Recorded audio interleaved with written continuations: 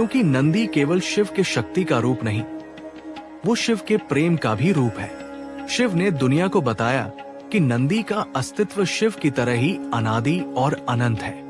नंदी केवल एक पात्र नहीं, वो सृष्टि का पहला अनुयायी है। वो भक्ति की परिभाषा है। वो शक्ति है जो न झुकती है और न टूटती है। शिव और नंदी का ये बंधन काल, मृत्यु और विनाश से परे है। इसीलिए महादेव कहते हैं, जहां शिव है वहां नंदी भी है, जहां नंदी है वहां शिव है। नंदी शिव का विस्तार है और शिव नंदी का जीवन।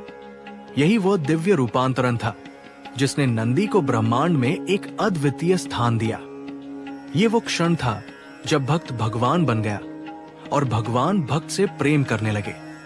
शिव और नंदी का ये मिलन केवल शक्ति का नहीं, बल्कि भक्ति का प्रतीक है। यही कारण है कि दुनिया में कोई ऐसा स्थान नहीं जहां शिव की उपस्थिति हो और नंदी वहां न हो।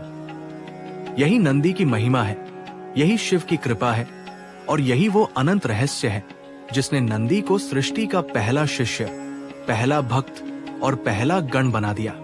नंदी और शिव परिवार। कैलाश में नंदी की भूमिका। कैलाश वो स्थान जहां समय ठहर जाता है, जहां भौतिक जगत की सीमाएं समाप्त होकर अध्यात्म का अनंत स्वरूप प्रकट होता है।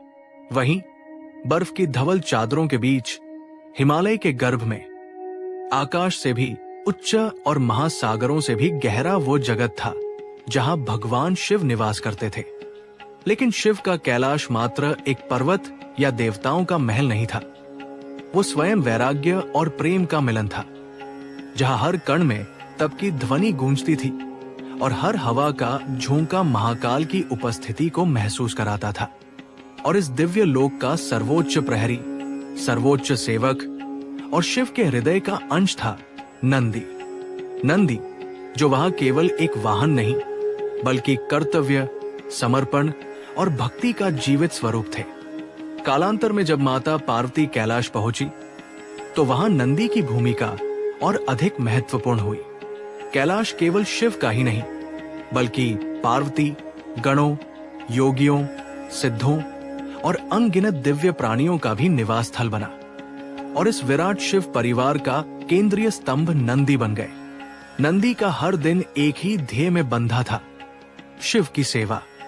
सुबह होते ही कैलाश में दिव्य शंखनाद होता, स्वर्ग के समान संगीत गूंजता और नंदी अपने विशाल शरीर के साथ जागते।